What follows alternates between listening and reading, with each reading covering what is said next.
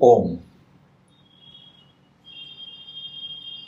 સ્વાધ્યાયની શુભ શરૂઆત કરતા પહેલા શાસનપતિ ભગવાન મહાવીરને વંદન કરશો। ભગવાન મહાવીરના માર્ગનો પ્રકાશ કરનાર પરમ કૃપાળુ દેવ શ્રીમદ રાજચંદ્રજીને વંદન કરીશું। આપણા પરમ ઉપકારી પરમ પૂજ્ય બાપુજી એને વંદન કરીશું અને આપ સર્વે મુમુક્ષુ ભાઈઓ બહેનોને આત્મભાવે વંદન। દિવાળી મહોત્સવની જે શુભ શરૂઆત થઈ એ શુભ શરૂઆતની અંદર આપણે એક સ્વાધ્યાય કર્યો અને હવે આજે આ બીજો સ્વાધ્યાય છે। તો આપણા બે સ્વાધ્યાય છે એ જે હસ્તિપાલ રાજા છે એના જે સ્વપ્નો ભગવાન મહાવીરની જે અંતિમ દેશના અને એ દેશના વખતે હસ્તિપાલ રાજાને સ્વપ્નની અંદર જે વસ્તુ જોવામાં આવી 8 વસ્તુ જોવામાં આવી એ ભગવાન મહાવીરને પૂછી અને એના ફળાદેશ કહેવા માટે થઈને એમને વિનંતી કરી અને એ ભગવાન મહાવીરે એનો ફળાદેશ પણ કહ્યો કે જેની અંદર આ પંચમ કાળ કળી કાળની જે તીવ્ર અસર છે એ કેવી હશે એનો આપણને ખ્યાલ આવે છે। તો આપણે ગઈકાલે જે સ્વાધ્યાય કર્યો એમાં એના સ્વપ્નની અંદર એને જે 4 વસ્તુ દેખાણી હતી એમાં એક હાથી ઐરાવણ હાથી જે ઇન્દ્ર મહારાજાનો હાથી હોય એ ઐરાવણ હાથી, બીજો વાનર, ત્રીજો એને સ્વપ્નમાં જોયું ક્ષીર વૃક્ષ અને ચોથું જોયું કાગડો। તો હવે આપણે એનાથી આગળ વધવાનું છે પણ આગળ વધતા પહેલા ફરીથી આ વાત રિપીટ થશે પણ હું એ વાતને રિપીટ એટલા માટે કરું છું કે જે પણ મુદ્દા મારે આની પહેલાં જે વસ્તુ કહેવામાં આવી એની અંદર રહી ગયા હોય તો આ વાતની અંદર કવર થઈ જાય કે વીર પ્રભુની છેલ્લી દેશના પણ અનંત તીર્થંકર દેવોની દેશનાઓ કરતાં અસાધારણ બની ગઈ। કેમ કે આ ભગવાનની અંતિમ દેશના ને દેશના પૂરી થઈ અને પછી ભગવાન નિર્વાણને પામેલા હતા પણ એ દેશના એની અસાધારણ બની ગઈ। કેમ કે પ્રભુએ લગાતાર 16 પ્રહર 48 કલાકની દેશના આપી। કેવો હશે એ વાણીનો અતિશય કે આટલી લાંબી દેશના સાંભળનારાઓને ભૂખ, તરસ, ટાઢ, તડકો, થાક વગેરે કશુંય લાગ્યું નહીં। ગંગોત્રીના ખળખળ વહી જતા પાણીના ધ્વનિ જેવી એ માલકોષ રાગમય ગંભીર દેશના હતી। અને જે હસ્તિપાલ રાજાના જે 8 સ્વપ્નની જે મેં વાત કરી તો એ વાત ફરી રિપીટ થાય છે કે આ છેલ્લી દેશનામાં અપાપાપુરીના હસ્તી નામના રાજા ઉપસ્થિત હતા। તેમને રાત્રિના સમયે 8 સ્વપ્નો આવ્યા હતા। આ સ્વપ્નો વિચિત્ર હતા, બેઘા ઘંટો હતા, આશ્ચર્યજનક હતા। દાખલા તરીકે પેલા સ્વપ્નમાં રાજાએ ઐરાવણ જેવો અતિ સુંદર હાથી તો જોયો પણ તે ખખડી ગયેલી જીર્ણ હસ્તીશાળામાં બેઠો હતો। સ્વર્ગીય હાથી અને તે ખખડેલી હસ્તીશાળામાં હોય તેના માટે તો કેવી રજવાડી હસ્તીશાળા હોય। આમ બધા સ્વપ્નો આવી વિષમતા ધરાવતા હતા। આથી રાજાએ પરમાત્માને તે સ્વપ્નોનું ફળ વર્ણન કરવા વિનંતી કરી। પ્રભુએ વિસ્તારથી તે ફળ વર્ણન કર્યું। એ દ્વારા પોતે સ્થાપેલા જૈન ધર્મનો જે 21,000 વર્ષનો કાળ છે તેમાં તે જૈન ધર્મના આરાધક જૈન સંઘ વગેરેની કેવી હાલત હશે એનું વર્ણન કર્યું છે। તો આટલી વાત કર્યા પછી હવે આપણે જે સ્વપ્ન છે 4 સ્વપ્ન પછી 5મું સ્વપ્ન કે જે 5મા સ્વપ્નની અંદર આવે છે સિંહ. તો જોઈએ કે હસ્તિપાળ રાજાએ 5મા સ્વપ્ન તરીકે સિંહને જોયો. આ સિંહ મૃતપ્રાય હાલતમાં છે. મૃતપ્રાય હાલતમાં છે. પ્રભુએ ફરમાવ્યું કે મારું જીન શાસન એ સિંહ જેવું મહાન છે. મારા આ સિંહને બહારના તત્વો ગોળીબાર વગેરે કરી અને ખતમ કરી શકશે નહીં, પરંતુ એના પેટના અંદર થયેલા કીડાઓ એને કોચી અને ખતમ કરશે. બહારની શક્તિ એને ખતમ નહીં કરી શકે, અંદરની શક્તિ જ એને ખતમ કરશે. એટલે સિંહ તો મરેલો હોય તોય એને જોઈ અને બીજા ડરે. અહીં તો જીવતો સિંહ છે. જીન શાસન 21,000 વર્ષ સુધી જીવંત રહેવાનું છે. હા, ધીમે ધીમે તેનો હ્રાસ જરૂર થશે.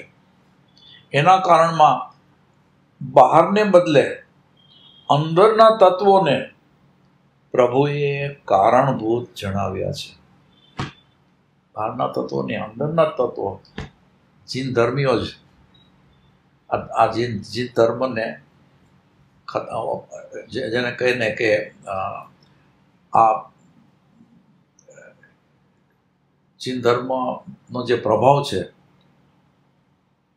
અને લોકો ઉપર એની તીવ્ર અસર છે, આ બધું આસ્તે આસ્તે કરતાં ઘટતું જશે, ઓછું થતું જશે. કેમ કે સિંહ છે, પણ એ સિંહ છે મૃતપાય હાલતમાં છે. કેમ કે અંદરના તત્વો જ એને કોરીને ખાઈ રહ્યા છે.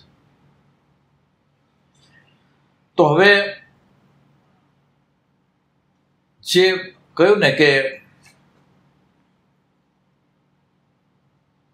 બહારના તત્વો તો આ જીન શાસનને નહીં કાંઈ કરી શકે, તો શૈવ, ઇસ્લામ, ક્રિશ્ચિયાનિટી વગેરે બાહ્ય ધર્મના અનુયાયીઓ જીન ધર્મને ઘાયલ કરી શકશે, પરંતુ મારી નહીં શકે. એ કામ તો અંદરના તત્વો જ કરશે. એટલે કે બીજા ધર્મો છે એ કદાચ એને ઘાયલ કરે, ખતમ તો નહીં જ કરી શકે. એ કામ તો અંદરના તત્વો જ કરશે.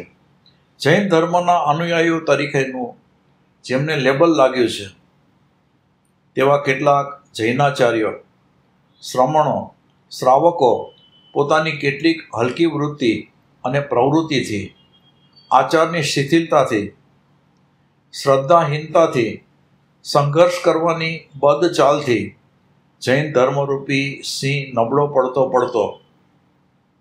21,000 વર્ષના અંતે મૃત્યુ પામી જશે. આમાં પણ સૌથી મહત્વનો ભાગ યાદવાસ્થળી, જમાનાવાદ, ભોગરસનો અતિરેક, આચારહીનતા અને શ્રદ્ધા ભ્રષ્ટતા ભજવશે. હવે જે મૃત્યુ પામશે એની અંદર મહત્વનો ભાગ આ જે યાદવાસ્થળી, જમાનાવાદ,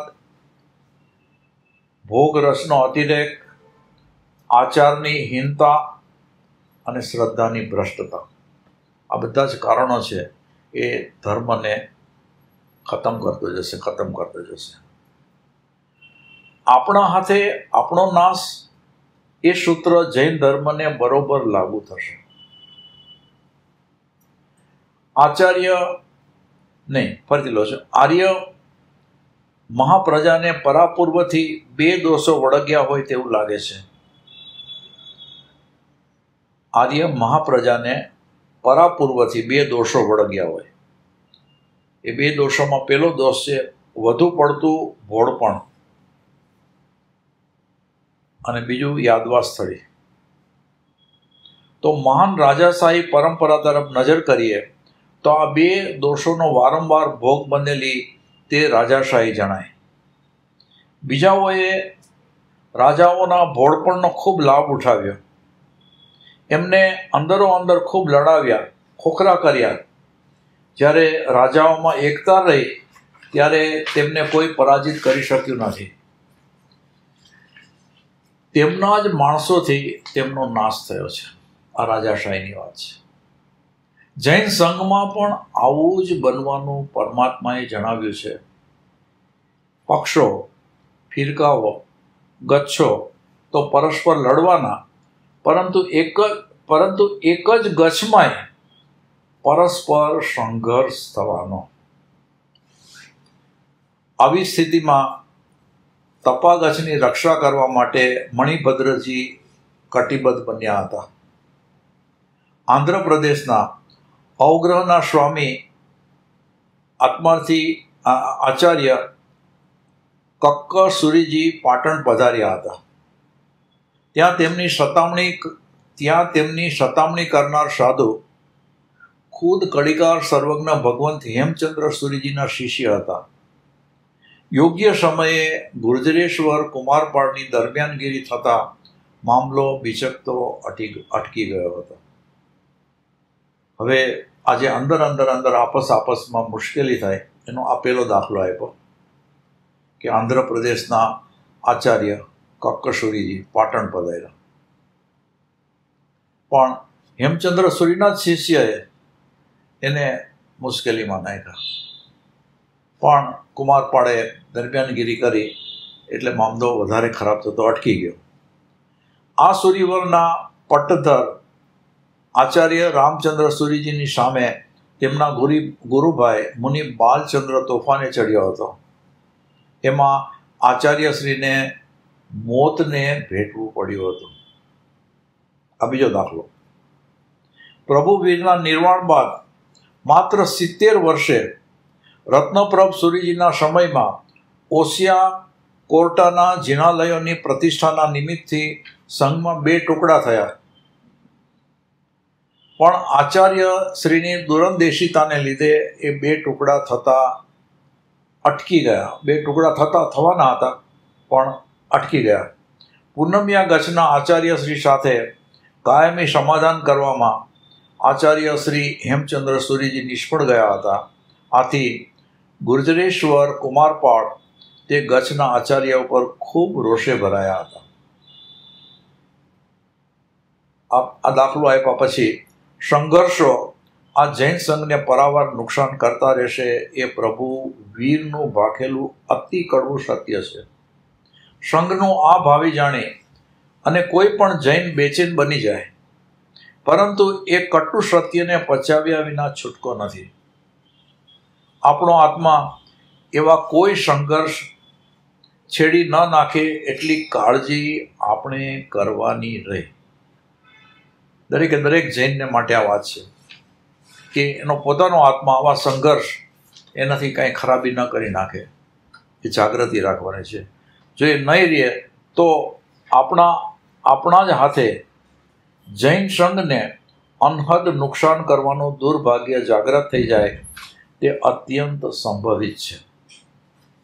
આ સિંહ કે જેને અંદર એના કીડા જ એને ખતમ કરી રહ્યા છે, એમ આ જૈનો જ જે જૈન દર્શન છે એને ખતમ કરવામાં જે પડેલું છે એની આપણે આ ચર્ચા ચાલે છે અને એમાં આપણે 2-3 દાખલા પણ જોયા. હવે આપણે આગળ જોઈએ કે આજે તો આંખ સામે આ કટુ સત્ય ભૂતડીની જેમ નાચતું દેખાય છે. સંઘમાં કેટલા બધા વિખવાદો છે.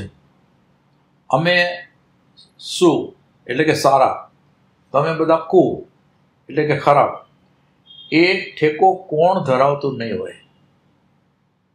એટલે કે અમારો શું ગચ્છ, તમારો કુ ગચ્છ. જોકે દૂધ નિમકનું કે નાળિયેરના પાણી અને કપૂરનું સંગઠન પણ નકામું છે. ગમે તેવા સંગઠનો પણ ઉપકારક નીવડતા નથી, પરંતુ નાની વાતો ઉપર શાસ્ત્ર સાપેક્ષ સમાધાન મળતું હોય તો સંઘર્ષો કરવા તે ઉચિત નથી. હવે આટલી વાત કર્યા પછી ખરેખર શું કરવું જોઈએ? તો દાખલો આપીને કહે છે કે જ્યારે દુકાનમાંથી બાજરાની ગુણ ખેંચી જવાતી હોય, એટલે કે આમ બાજરાની ગુણ ખેંચી અને લઈ જવાની, બહાર લઈ જવાની હોય, ખેંચી જવાતી હોય, ત્યારે જો એ દુકાનને આગ ચાંપવાની તૈયારી પણ કોઈ કરતું હોય તો તે વખતે બાજરીની ગુણને ગૌણ કરવી પડે. એ મોરચે સંઘર્ષ છેડાય જ નહીં, પણ આગનો કાંકડો ફેંકવાની તૈયારી કરનારી સામે જ કૂદી પડવું. આ ન્યાયે સાચી પણ નાની વાતનો સંઘર્ષ ગૌણ કરે. ફરીથી લઉં છું કે જે બાજરાની ગુણ છે એને ગૌણ કરી અને કાંકડો ફેંકવાની તૈયારી કરનારની સામે કૂદી પડવું પડે. આ ન્યાયે સાચી પણ નાની વાતનો સંઘર્ષ ગૌણ કરી અને અસ્તિત્વનો નાશ કરતા પ્રશ્નોની સામે જ નજર કરવી જોઈએ. લોકો નાની વાતે છોડી શકતા નથી અને એનાથી કેટલું નુકસાન થાય છે પણ કે છે એને છોડી અને ખરેખર જેનાથી વધારે ખરાબી થતી હોય ને એના પહેલાં દૂર કરવું જોઈએ. આવી ગંભીર બાબતોમાં સૌએ સંગઠિત બની જવું જોઈએ. પેલો આપણે 5 નહીં 105 વાળો યુધિષ્ઠિર ન્યાય આપણે અપનાવવો જોઈએ.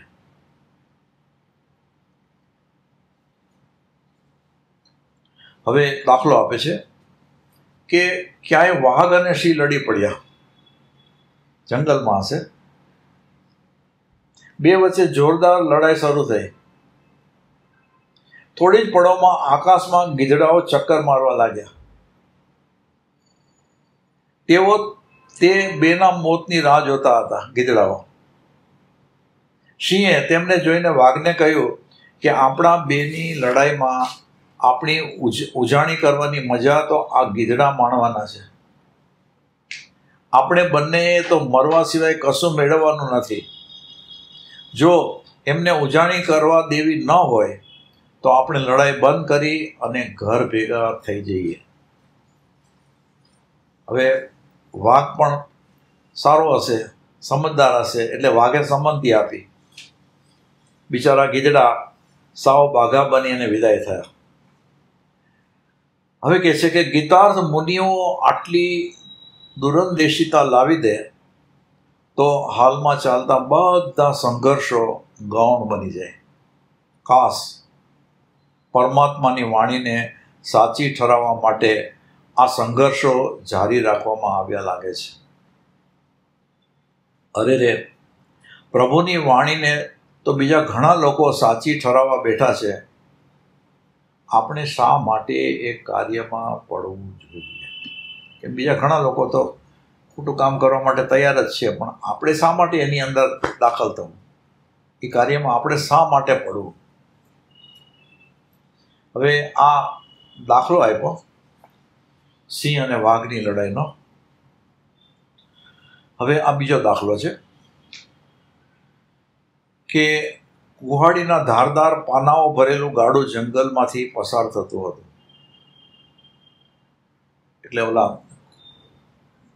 કુહાડીના પાના હોય ને, જે લાકડા ઉપર ઘા કરી કરીને લાકડાને કાપી નાખે, એ ધારદાર પાનાઓ જે લોખંડના હોય અને એની ધાર એકદમ જોરદાર હોય એટલે લાકડાને એ ચીરી નાખે. તો કુહાડીના ધારદાર પાનાઓ ભરેલું ગાડું જંગલમાંથી પસાર થતું હતું. આમ બધું આખા ગાડાની અંદર એ પાનાઓ જ ભરેલા હતા, ખાલી એકલા પાના. કોઈ ઘટાદાર વૃક્ષની સેંકડો ડાળીઓ તે ચમકતા પાનાઓને જોઈ અને મોત નજીકમાં આવી ગયાની કલ્પનાથી ધ્રુજવા લાગી. જંગલના બધા ઝાડને એમ થાય ને કે આ બધા અમને બધાને કાપી નાખશે, તો ધ્રુજવા લાગ્યા. તે વખતે વૃક્ષે તેમને કહ્યું કે એ પાના એકલા કશું કરી શકે તેમ નથી. તેઓ આપણો સંહાર ત્યારે જ કરવા સમર્થ છે કે જ્યારે તેની પાછળ હાથા તરીકે આપણામાંનું કોઈક જોડાઈ જશે. કેમ કે લાકડાનો જ હાથો હોય ને, તો કે છે આપણામાંથી જ કોઈક હાથો બની અને એમાં જોડાશે અને પછી બધાનો સંહાર થશે. જો આપણે એકતા સાધીશું અને તેની પાછળ કોઈને નહીં જોડાઈએ અને તેની પાછળ કોઈ નહીં જોડાઈએ તો તે પાના આપણું કશુંય અહિત કરી શકે તેમ નથી. કેટલી બધી સાચી વાત. પણ રાજાશાહીમાં અમીચંદો પાક્યા ત્યારે જ રાજાઓને મરણતોલ ફટકા પડ્યા. જૈન સંઘની શ્રમણ સંસ્થા પણ આવી જ કોઈ હાલતનો ભોગ બની છે. શ્રાવક વર્ગમાં પણ એકતા જોવા મળતી નથી. હવે સાધુઓમાં તો એકતા નથી હોતી, એમાં તો ગચ્છ ને એના ભેદ ને એના ભેદ ને બધું ચાલતું હોય, પણ શ્રાવક તો કે એમાં પણ એકતા જોવા મળતી નથી. તેમની વિભાજિત અવસ્થામાં મોટો દોષ શ્રમણોનો છે. શ્રમણો જ એને વિભાજિત કરે. તેમણે જ તેમને પોતાના ભક્ત બનાવી અને વિભાજન કર્યું છે. જો શ્રમણો એક બની જાય તો શ્રાવક સંઘનું વિભાજન ટકી શકે તેમ નથી. જો શ્રમણો એક બની જાય તો શ્રાવક સંઘનું વિભાજન એ ટકી શકે એમ, એટલે વિભાજન થઈ શકે એમ જ નથી જો એક બને તો. આમાંય ધાર્મિક ટ્રસ્ટોમાં ભેટેલી ચૂંટણીની પ્રથા સંઘમાં, જ્ઞાતિમાં, સમાજમાં સર્વત્ર ઝઘડા પેદા કરી રહી છે. આથી જ મદ્રાસ અને મુંબઈની હાઈકોર્ટે એક ચુકાદામાં એવું રૂલિંગ આપ્યું છે કે ધાર્મિક સંસ્થાઓમાંથી ચૂંટણીની પ્રથા નિર્મૂળ કરવી જોઈએ. ધર્મ તો સંગઠનનો પાઠ શીખવે છે. ત્યાં ચૂંટણી પ્રથાજનિત ઝઘડાઓને બિલકુલ અવકાશ જ ન હોવો જોઈએ. હવે આપણે આમ શ્રાવકોની પણ એકતા નથી, અને એકતા ન રહે એના માટે થઈને શ્રમણો એટલે કે સાધુઓ છે એ ખાસ એને એકતા થવા જ ન દે. પણ જો બધા એક થઈ જાય તો ઘણી મોટી વાત બની જાય. પણ શ્રમણોની અંદર જ જે ઝઘડા અને મતભેદ ઊભા થાય છે એનું બધું કારણ, એક કારણ આની અંદર વર્તાયું ઇલેક્શન.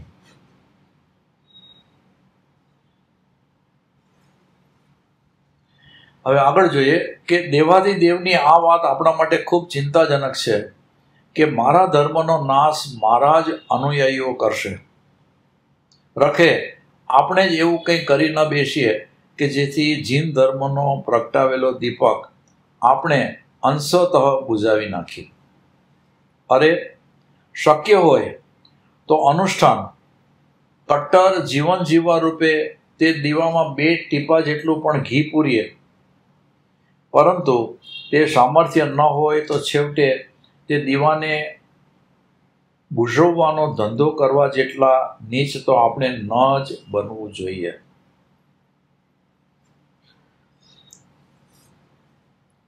હવે આટલી વાત કર્યા પછી જે ઉત્સાહ પ્રેરિક વાત છે, જે આની પહેલાંના જે સ્વાધ્યાય કર્યા ગઈકાલે એની અંદર જરાક થોડીક આપણે વાત કરી હતી કે જે 20% જેટલા આત્માઓ જૈન ધર્મને સંગઠિત રાખવામાં પોતાનો ફાળો નોંધાવવાના છે, તેમાં જ આપણો નંબર હોવો જોઈએ. આમ આપણે આ જે સ્વપ્ન છે એ પૂરું કર્યું. સિંહ એટલે કે આ 5મું સ્વપ્ન પૂરું થયું. હવે 6ઠું સ્વપ્ન છે કમળ. તો 6ઠા સ્વપ્નમાં સુવાસિત કમળોથી ભરેલું તળાવ. રાજા હસ્તીપાળે જોયું, એના સ્વપ્નમાં રાજા હસ્તીપાળે. તેમાં એક કમળ એવું હતું કે જેમાં કોઈ સુગંધ નહોતી. વળી ઉકરડામાં ઉગેલું કમળ પણ જોયું. કમળ તો હંમેશા એકદમ સ્વચ્છ ચોખ્ખા પાણીમાં ઉગતા હોય, પણ અને એની સુવાસ પણ હોય, પણ આની અંદર એક કમળ છે એમાં સુવાસ નહીં, અને ઉકરડામાં ઉગેલું કમળ. તો આજે એને સ્વપ્નમાં જોયું. સ્વપ્નનું ફળ કહે છે કે દેવાધિદેવે જણાવ્યું કે સુવાસિત કમળોમાં અસુવાસિત કમળનો અર્થ એ છે, એ અર્થમાં પહેલી વાત કે સારા કુળમાં જન્મેલા ઘણા બધા સંતાનો ધર્મની સુવાસ વિનાના થશે. કેટલાકમાં ધર્મની સુવાસ પ્રગટી હશે તો કુસંગ થવાના કારણે તે સુવાસ ચાલી જશે. પછી બીજું, ઉકરડામાં કમળનો અર્થ એ છે કે હીન કુળોમાં સારા જીવો જન્મ લેશે. તેમનું જીવન સદાચારી, પરંતુ તેઓ હીન કુળના છે એ જોઈ અને લોકો તેમની કદર કરશે નહીં. તો હવે આ સ્વપ્ન ફળની અંદર આ બે વાત જણાવી. કેમ કે સારા કુળ પણ એમાં જન્મતા સંતાનો એ ધર્મની સુવાસ વગરના. અને આજકાલ તો આપણે જોઈએ જ છીએ કે જે છોકરાઓનું એજ્યુકેશન અત્યારનું વર્તમાન જ એવું છે કે એને ધર્મ તરફ તો રુચિ હોતી જ નથી. અને કદાચ રુચિ હોય તો કુસંગ થવાના કારણે એ રુચિ ચાલી જાય. પછી સારા કુળ નહીં પણ હલકા કુળ, એ કુળની અંદર સારા જીવો જન્મ લે, એમનું જીવન સદાચારી, પરંતુ તેઓ હીન કુળના છે એ જોઈ અને લોકો એની કદર કરશે નહીં. આ સ્વપ્ન દ્વારા પ્રભુએ બે વાત કરી કે સારામાં ખરાબો થશે અને ખરાબોમાં સારા થશે. સારા મા બાપ બે રીતે કહેવાય. એક તો તેઓનું કુળ ઊંચું હોય તેથી તેઓ સારા, એટલે કે સારા કુળના કહેવાય, ભલે પછી તેઓ ખરાબ પણ હોય. બીજા મા બાપો એવા હોય છે કે જેઓ સારા કુળના હોવા સાથે પોતે ખૂબ જ સારા પણ હોય છે. એટલે સારું કુળ અને સારા લોકો, અને સારા કુળ અને ખરાબ લોકો.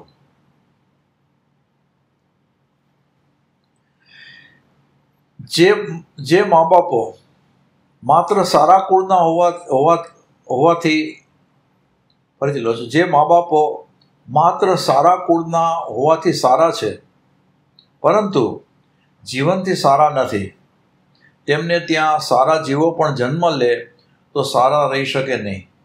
કેમ કે મા બાપોને જ ખરાબીનો વારસો તેમને મળે છે. મા બાપની જે ખરાબી હોય એનો વારસો એના પુત્રોને તો મળે જ ને. હવે આ જે દાખલો આપ્યો આ વર્તમાન કાળની અંદર કે એક જૈન માએ 8 વર્ષના દીકરાને દારૂનો પેગ પાવાનો આગ્રહ કર્યો. દીકરાને દારૂ ભાવ્યો નહીં.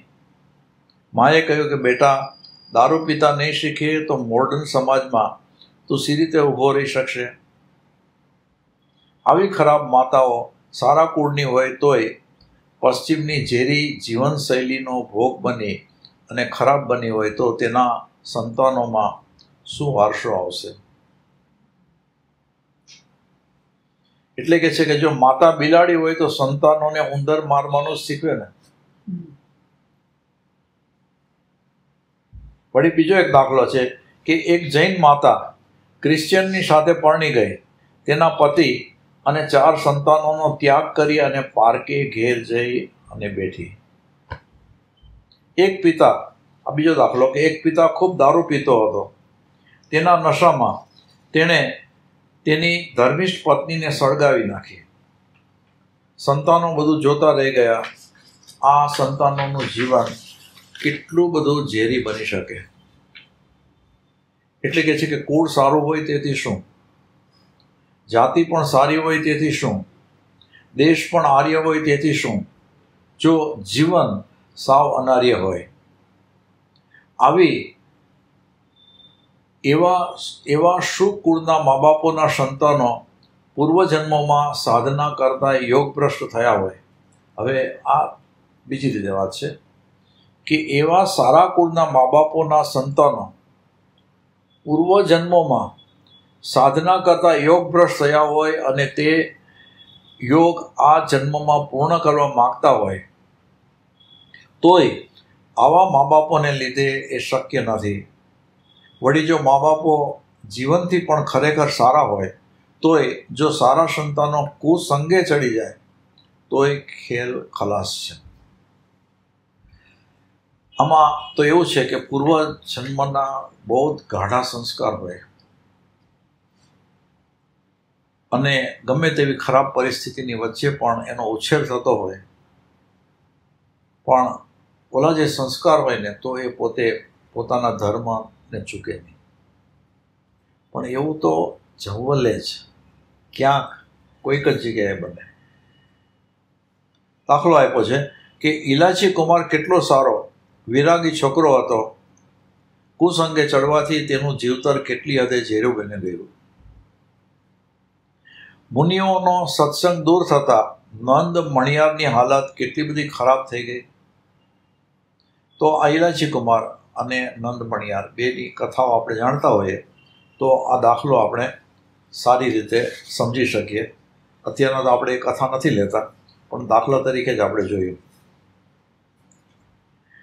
ગ્રહસ્થ જીવનની જેમ આજના ઝેરી કાળમાં મુનિ જીવનમાંય ગ્રહસ્થનો કે સાધુઓનો કુસંગ થવાની પૂરી શક્યતા હોય છે. હવે ગ્રહસ્થની અંદર તો કુસંગ વગેરે બધું ઘણું થતું હોય, પણ મુનિ જીવનમાંય ગ્રહસ્થોનો કે સાધુનો કુસંગ થવાની પૂરેપૂરી શક્યતા હોય છે. બાળ સાધુઓને ગંદી વાત કહી અને તેમનું જીવન ઉગતું જ બરબાદ કરી દેનારાઓના આજે ટોળાઓ ફરે છે. ગુરુએ તો આવાઓથી બાળ દીક્ષિતોને અત્યંત છેટા રાખવા માટે 24 કલાક 4 આંખે થવું પડે.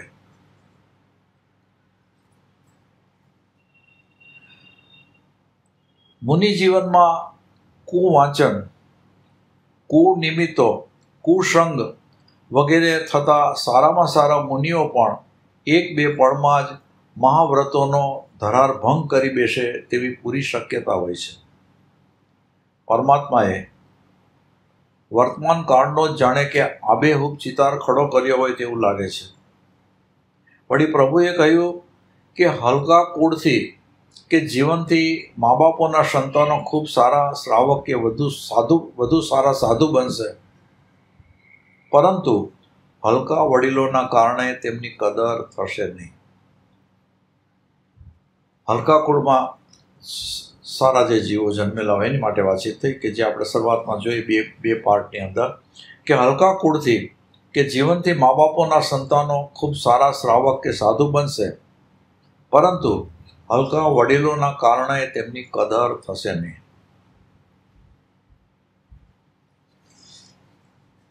પછીના દાખલાઓ છે થોડા, અને આપણે એનાથી આગળ લઈએ કે ધર્મી આત્માની અવગણના એ હકીકતમાં તો ધર્મની જ અવગણના કહેવાય. આ સ્વપ્નના ફળ વર્ણનમાં સૌએ 3 વાતો બરાબર ધ્યાનમાં લેવી જોઈએ.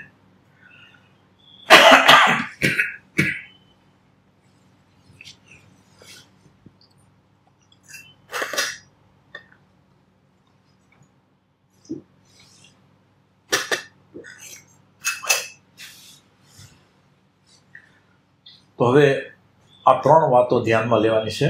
પેલું, મા બાપો જેમના કુળમાં શું એટલે કે સારા છે તેમને જીવન પણ સુજીવન એટલે કે અત્યંત ધાર્મિક બનાવવું. આથી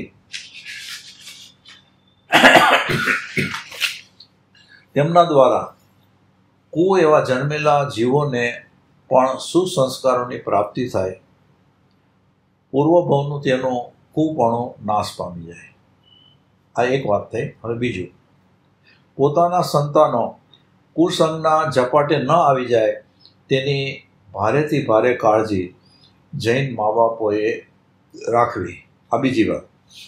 પછી ત્રીજું, કુળથી કે જીવનથી એવા પણ મા બાપના સંતાનો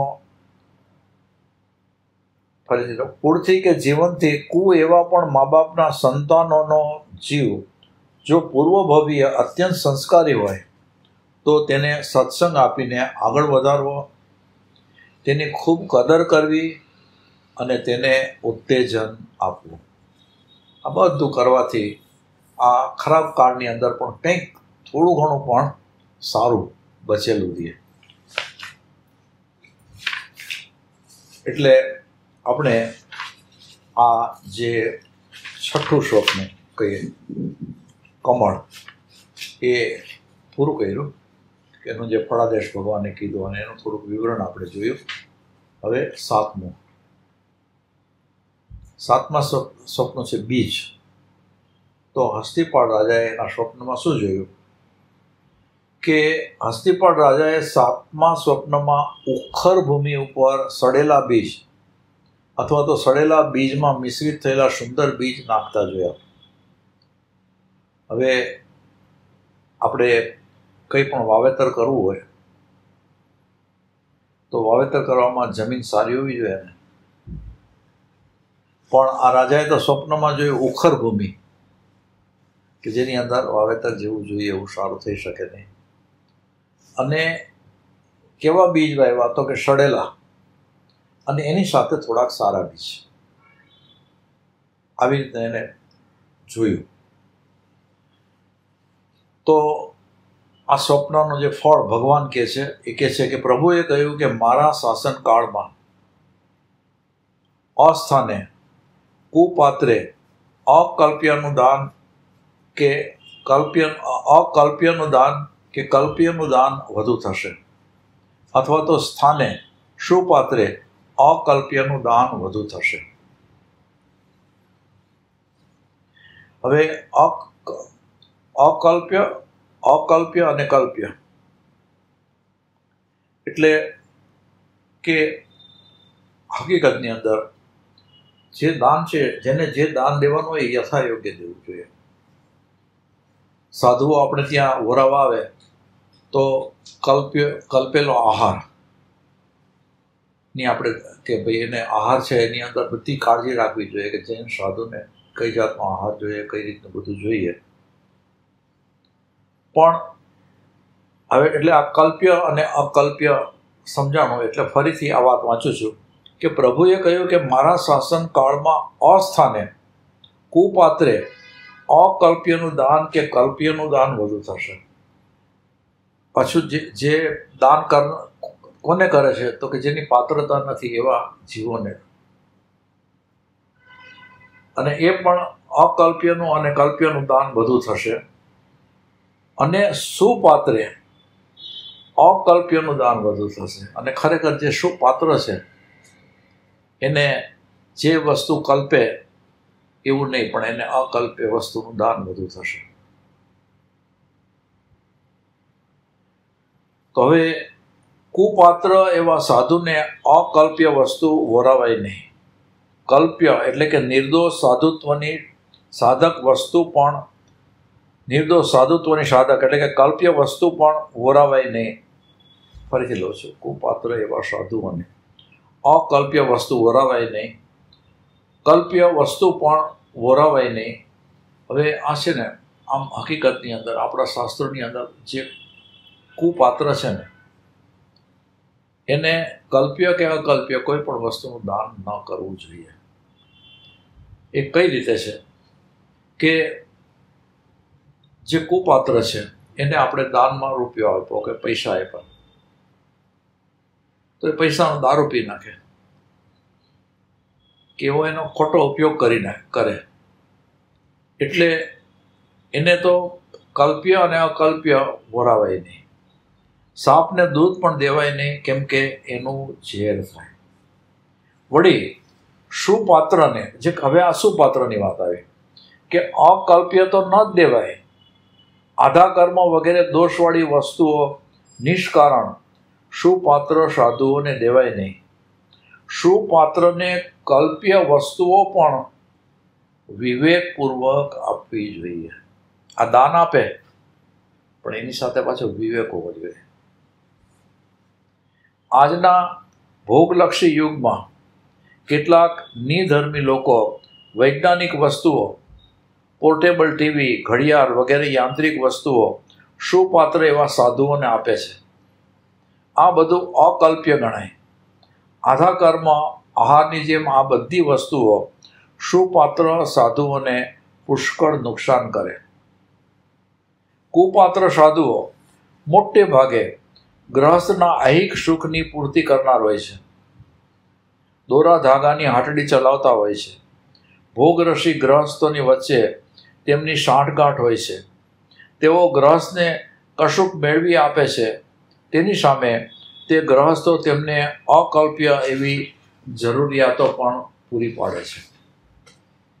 કુપાત્ર સાધુ છે, પણ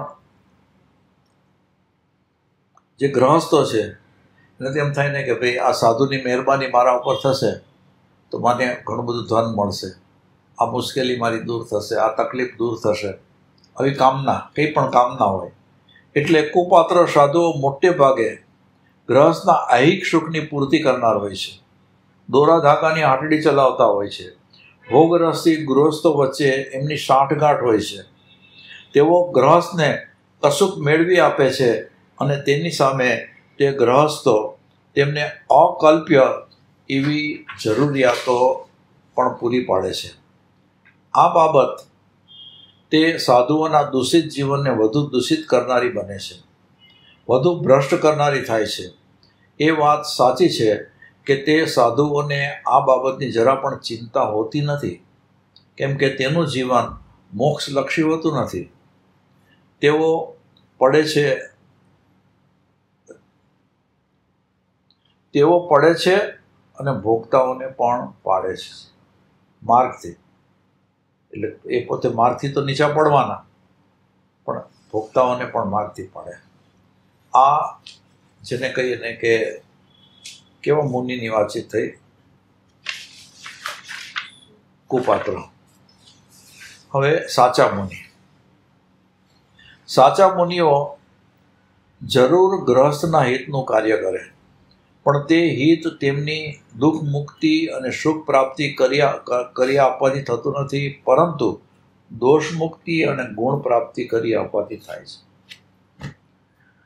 હવે આ સાચા મુનિનું કામ કેવું છે કે સંસારી જીવન તો ઘણા પ્રકારના દુઃખો હોય છે અને એને સુખ જોઈતું હોય છે. તો બધાને એમ થાય ને કે ભાઈ આનું દુઃખ દૂર થાય અને સુખની પ્રાપ્તિ થાય.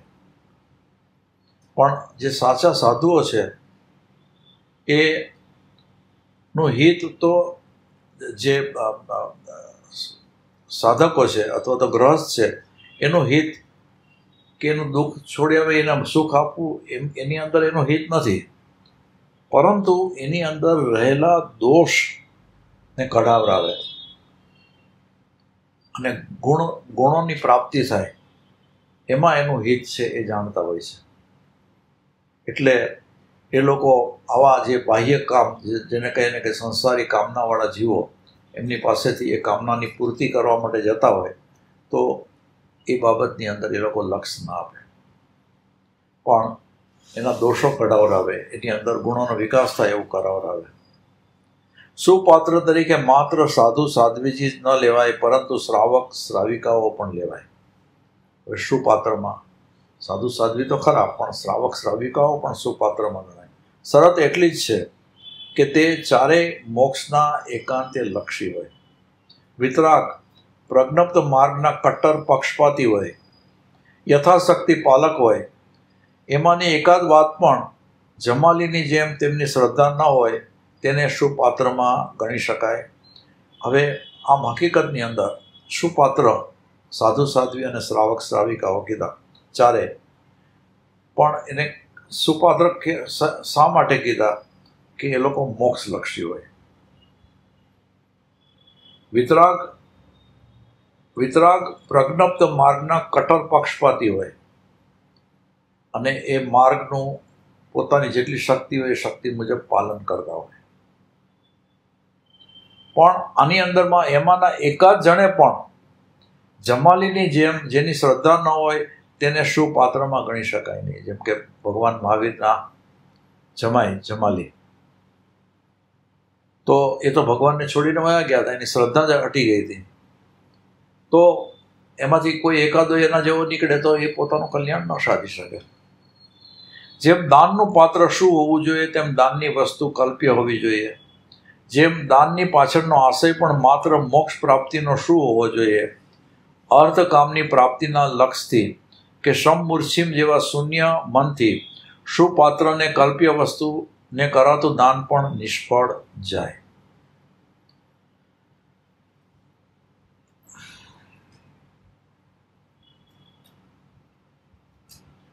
તો જ્યાં અર્થ અને કામની પ્રાપ્તિ માટે થઈને જીવવું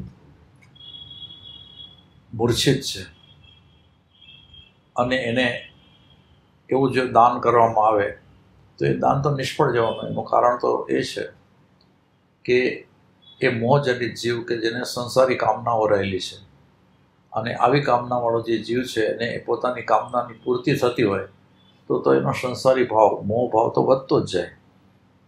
એટલે આ દાન છે એ પણ નિષ્ફળ જાય. સુપાત્ર અને કુપાત્રની જેમ સુસ્થાન અને કુસ્થાનનો પણ વિચાર પ્રસંગત કરી લઈએ.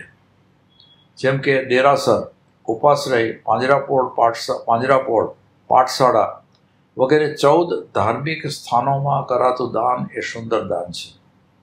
પરંતુ હિંસક હોસ્પિટલો વગેરે અને સંસ્કૃતિ નાશક સ્કૂલો વગેરેને દાન માટે સુસ્થાન કહી શકાય નહીં.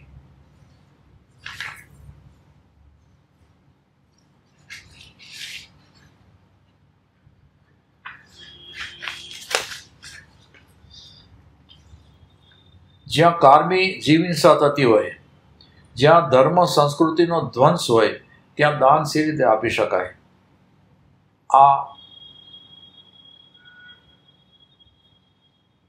આ મેકોલે શિક્ષણ તો આપણને ખતમ કરવા માટે તૈયાર કરેલી છરી છે.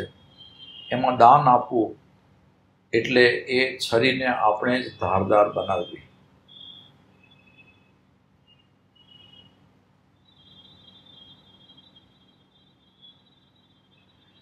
તો એ દાખલા જે આપેલા છે દાનને લક્ષી, કે ડીસામાં ધનવાન પુરુષે અઢળક દાન શિક્ષણ સંસ્થાઓમાં ચારે બાજુ કર્યું હતું. પણ જ્યારે એ શિક્ષણ લઈ અને ડૉક્ટર બનેલા દીકરાએ એ બાપની માંદગીના સમયે સારવાર કરવાને માટે સામે પણ ન જોયું, ત્યારે બેફામ શબ્દોમાં એ શિક્ષણને ધિક્કારવા લાગ્યા.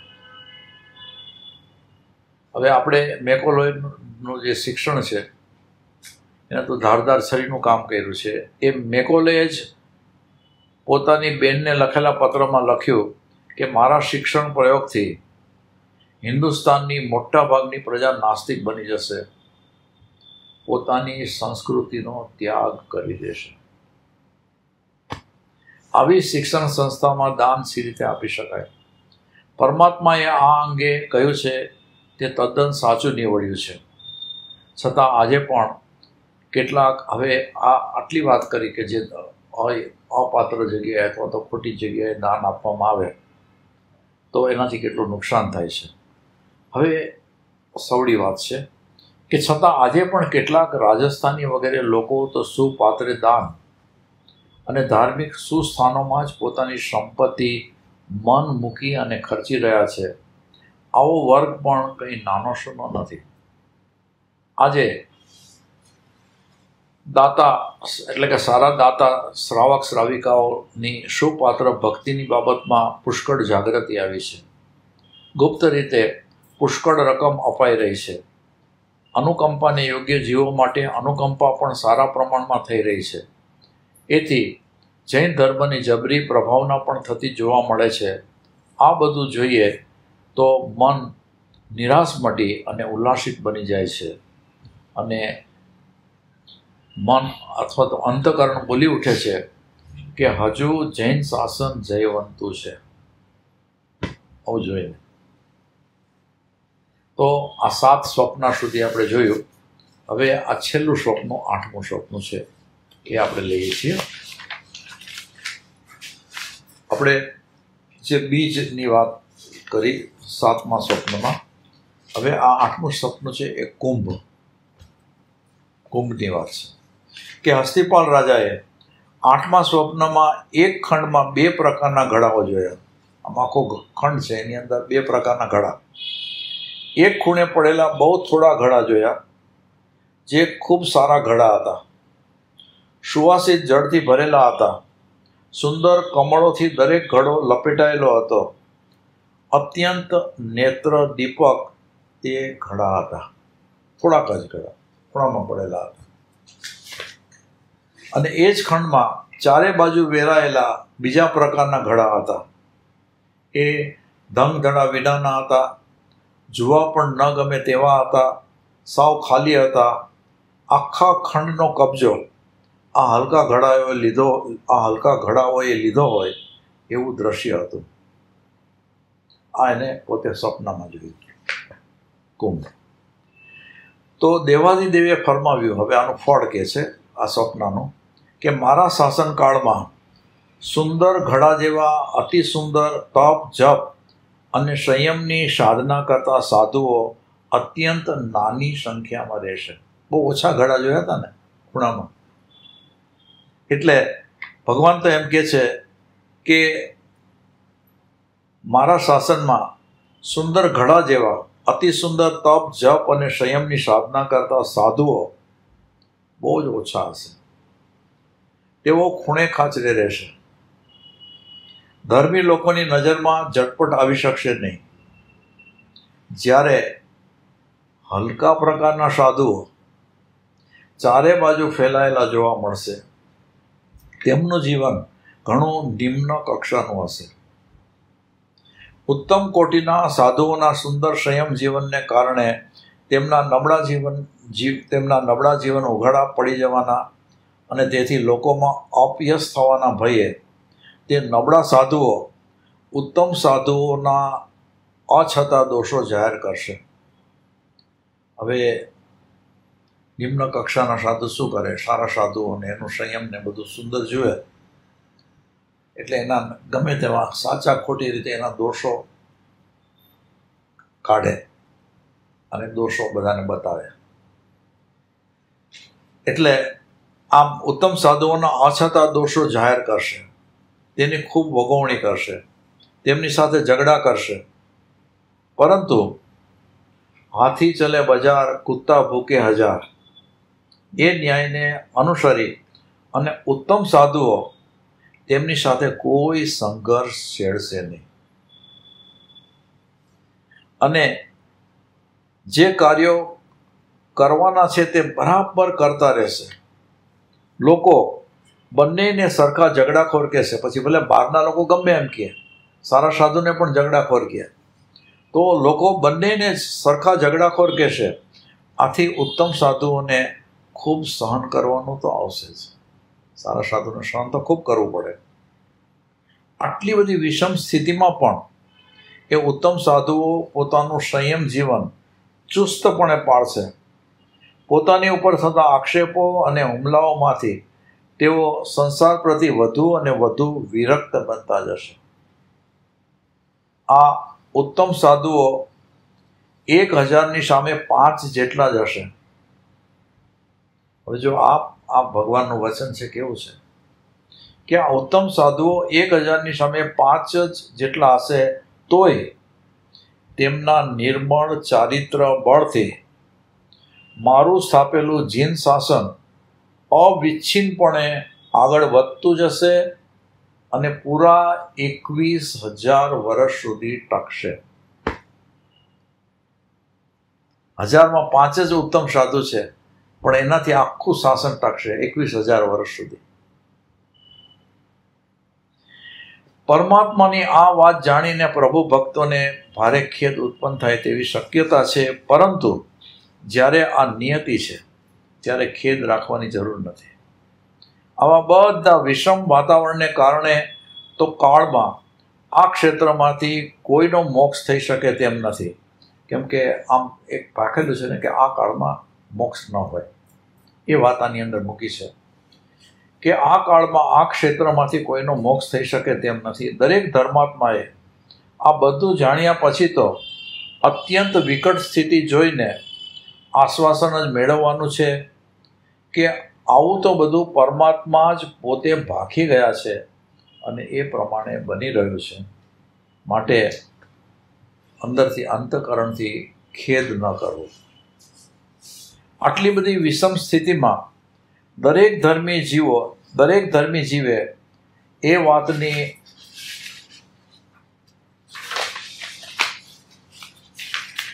ખૂબ સાવધાની રાખવી પડશે. હવે જે સારા જીવો છે એના માટે છે કે જેને ખેદ થાય છે કે આવું શાસનને આમાં કેમ થશે ને શું થશે, પણ આટલી બધી વિષમ સ્થિતિમાં દરેક ધર્મી જીવે એ વાતની ખૂબ સાવધાની રાખવી પડશે કે પોતે ક્યાંક એવો શિથિલ, ઝઘડાખોર સાધુ કે શ્રાવક ન બની જાય, એવા વાતાવરણમાં તણાઈ ન જાય, કોઈ કુસંગ દોષે પોતે હલકા ઘોડાની જમાતનો હલકો ઘોડો બની ન જાય.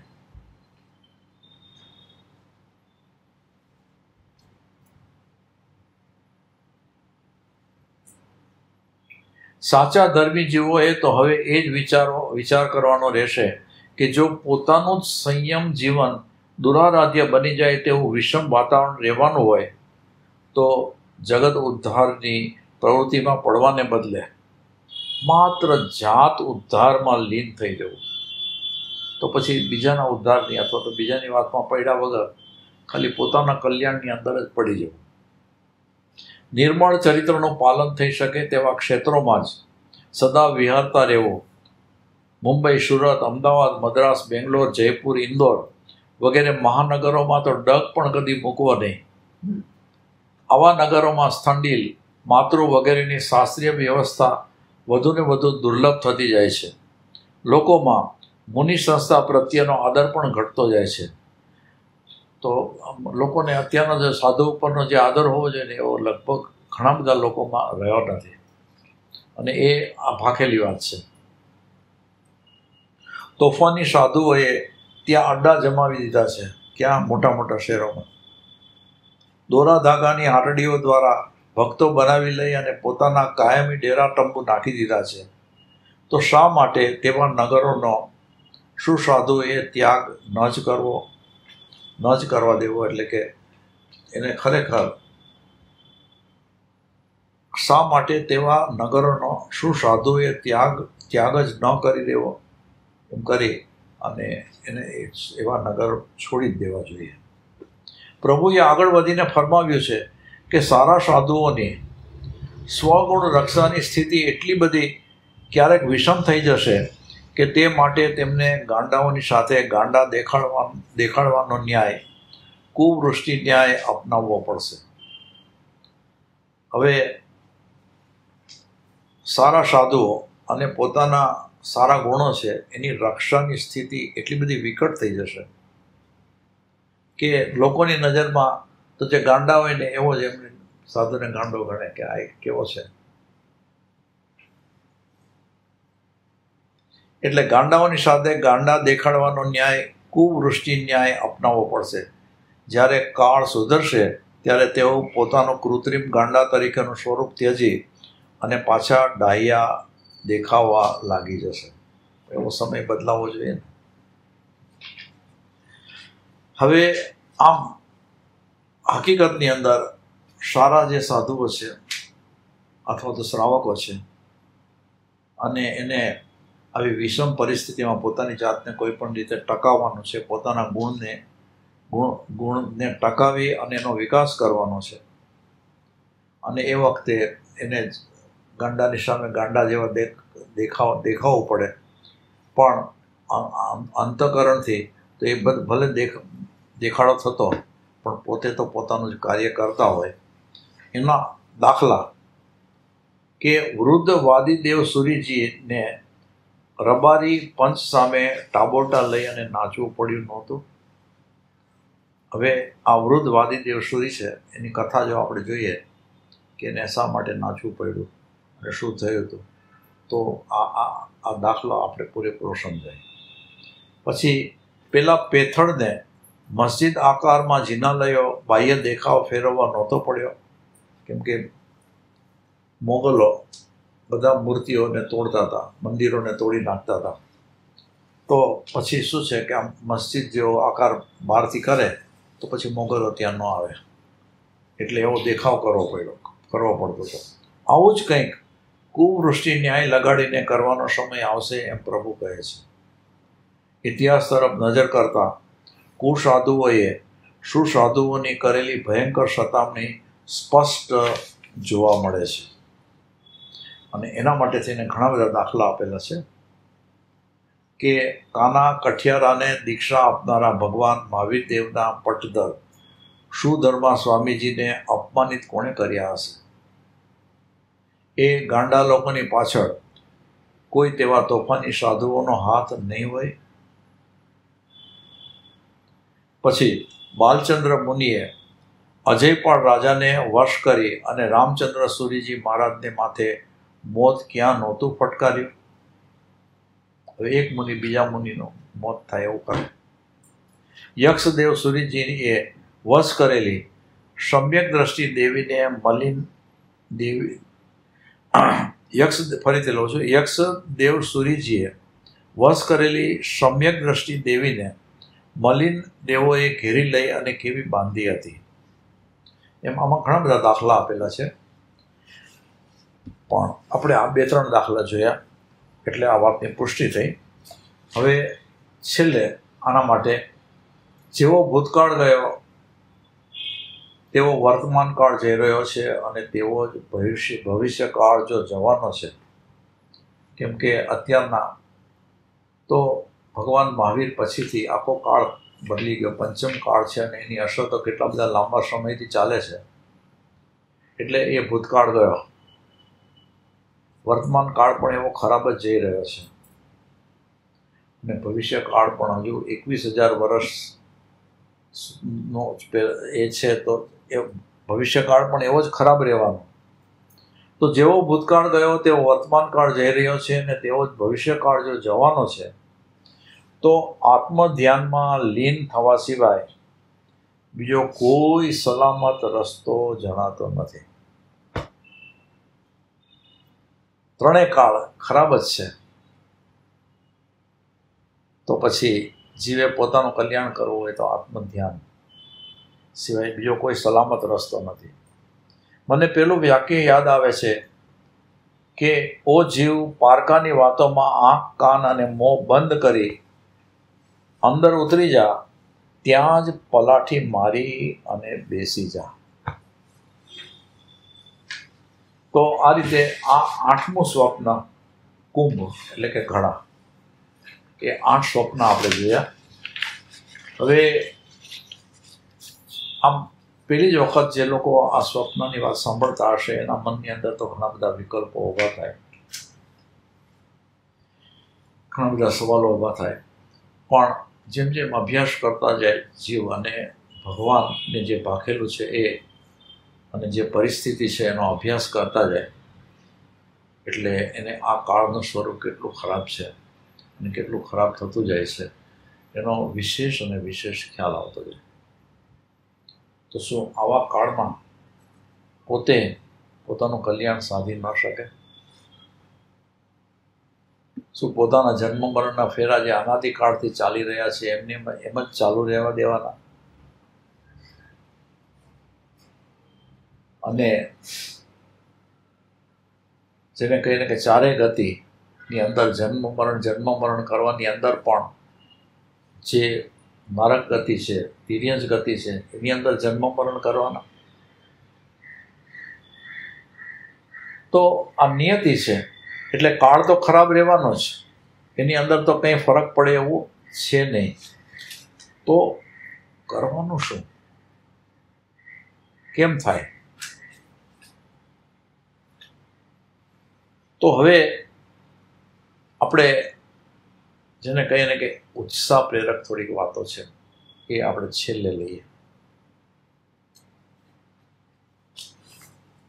કેમ કે પહેલાં તો આ 8 સ્વપ્ન અને એ સ્વપ્નને પૂરેપૂરા સમજવા એ થોડું કઠિન છે.